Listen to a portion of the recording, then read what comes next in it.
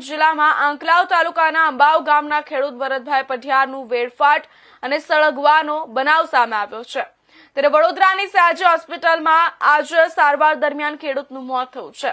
વિદેશી સરપંચ અને તેમના પરિવાર વિરુદ્ધ સીએમને ફરિયાદ કર્યા પછી ભરતભાઈએ આત્મદાહ કર્યો હોવાનું ફરિયાદમાં ઉલ્લેખ છે। ઘટનાની શરૂઆતમાં સરપંચ સહિત 5 લોકો સામે હત્યાના પ્રયાસનો ગુનો નોંધાયો હતો, પરંતુ બાદમાં સામે આવેલા વિડીયો પ્રમાણે ખેડૂત જાતે આગ લગાવતો દેખાતા તપાસની દિશામાં ફેરફાર થયો છે। ભરતભાઈએ અગાઉ ભ્રષ્ટાચારની ફરિયાદ કર્યા બાદ ધમકી અને માર મારવાનો આરોપ લગાવ્યો હતો। આંકલાવ પોલીસે સમગ્ર મામલે વધુ તપાસ હાથ ધરતા પોસ્ટમોર્ટમ પ્રક્રિયા પણ શરૂ કરી છે।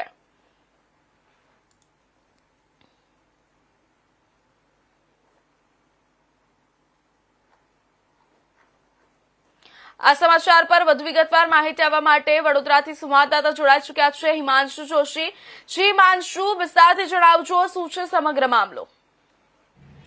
જી પ્રેરણા, ગત 4 જાન્યુઆરીના રોજ આણંદ જિલ્લાના આંકલાવ તાલુકાના અંબાવ ગામે ભરતસિંહ પરમાર નામના વ્યક્તિએ પીએચસી સેન્ટરમાં થયેલા આરસીસી રોડ બનાવવાના ભ્રષ્ટાચાર મામલે તાલુકા વિકાસ અધિકારી, જિલ્લા વિકાસ અધિકારી અને સીએમઓ સુધી ભ્રષ્ટાચારની સરપંચ અને તેના મળતિયા વિરુદ્ધ ફરિયાદ દાખલ કરી હતી। આ મહિલા સરપંચ વિરુદ્ધ ફરિયાદ દાખલ કરવાના મામલે ત્યાં તે ભરતસિંહ પરમારને ધાકધમકી અને મારામારીનો બનાવ પણ સામે આવ્યો હતો। અને આ સંદર્ભમાં ભરતસિંહ પરમાર જે છે પહેલા શરૂઆતમાં બનાવ બન્યો ત્યારે એવું સામે આવ્યું હતું કે સરપંચ અને તેના મળતિયાઓ દ્વારા 5 વ્યક્તિઓ દ્વારા તેને સળગાવવાનો મામલો સામે આવ્યો હતો, પણ બાદમાં તેનો વિડીયો વાયરલ થતા વિડીયો પરથી સ્પષ્ટ જોઈ શકાતું હતું કે સરપંચ દ્વારા તેમને સળગાવવામાં નતા આવ્યા, પણ તેમને પોતે આ કેરોસીન છાંટીને આત્મદાહ કર્યો હતો આ ભ્રષ્ટાચારના વિરુદ્ધમાં। અને તેઓ વડોદરાની મધ્ય ગુજરાતની સૌથી મોટી વડોદરા ખાતે આવેલી એસએસજી હોસ્પિટલ ખાતે બર્ન ડિપાર્ટમેન્ટમાં સારવાર લઈ રહ્યા હતા। આજે 17 દિવસના સારવાર દરમિયાન આજે તેમનું ગત રાત્રિએ તેમનું મોત થયું હતું। જી પ્રેરણા। જી, આ સમગ્ર મામલે તેમના પરિવાર તરફથી કોઈ પ્રતિક્રિયા સામે આવી છે ખરી?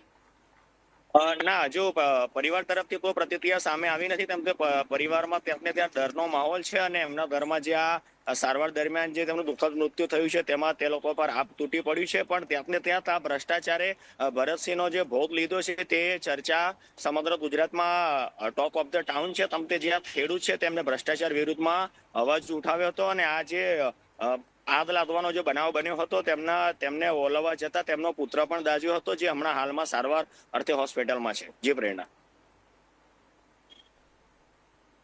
જી, ધન્યવાદ હિમાંશુ માહિતી બદલ।